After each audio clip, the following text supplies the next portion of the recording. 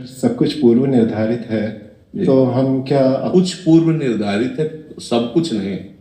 भगवत प्राप्ति पूर्व निर्धारित नहीं है, भजन पूर्व निर्धारित नहीं है, त्रिकालज्ञ होना पूर्व निर्धारित नहीं है, ब्रह्मबोध होना पूर्व निर्धारित नहीं है। पूर्व निर्धारित शुभ और अशुभ कर्म के अनुसार स्थूल शरीर की क्रियाओं को है कि आप सुख पूर्वक जीने जा रहे थे, बुरा प्रारब्ध आ गया, मिटिया मेट कर दिया सारे सुख साधनों को। तो प्रकृतिजन उस पर प्रारब्ध का प्रभाव है, लेकिन परमात्मा जन्य नहीं है।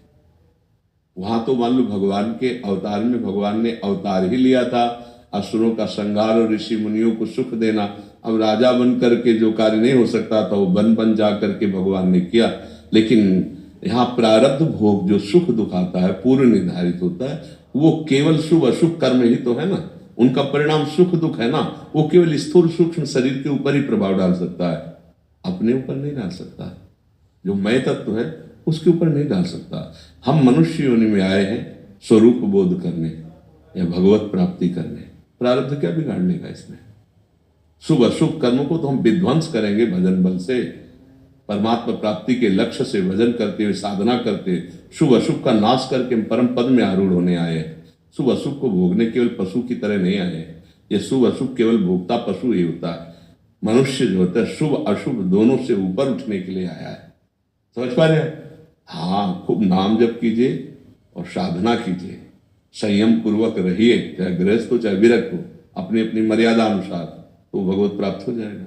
भगवत प्राप्ति हमारे प्रारब्ध में नहीं लिखी, ये हमको पुरुषार्थ के द्वारा साधन भजन के द्वारा प्राप्त करने के लिए अवसर दिया गया है। ये मनुष्य दे परम पुरुषार्थ भगवान की प्राप्ति। अगर हमारा पुरुषार्थ भोग संग्रह भोगनों में लगा तो फिर पशु से ज्यादा, जैसे सुअर कुत्ता है, नींद आती है, बच्चे पैदा करते, भोजन पाते हैं, खेलते रहते हैं, दिन भर आहार ढूंढते रहते हैं। अगर इतने केवल मनुष्य में है तो फिर दुर्लभ देह काहे को गई। दुर्लभो मानुषो देहो देह नाम क्षण भंगुरा तत्रापि दुर्लभम मन्येत वैकुंठ प्रिय दर्शनम। ये दुर्लभ देह मनुष्य की इसीलिए कि भगवान और भगवान के प्यारों का हमें साक्षात्कार हो जाए। भगवत प्रेमी महात्माओं का संग भगवान की कृपा से मिलता है और भगवत प्रेमी महात्माओं के संग से भगवत प्रेम प्राप्त होता है। इसलिए ये हमारा पुरुषार्थ होगा। इसको हम प्रारब्ध में लेके नहीं बैठ जाएंगे कि जो होगा तो वही भोग लेंगे। नहीं, ऐसा हम कोई पशु है कि भोगते चले जाएंगे। हम उन भोगों को मिटाएंगे। हम भगवान के अंश हैं, विनाशी हैं। अब हम कर्तव्य करेंगे त्रिगुणातीत। नाम जप किया, जो कर्म है भगवान को समर्पित किया, उनकी लीलाओं का गायन किया, लीलाओं का चिंतन किया,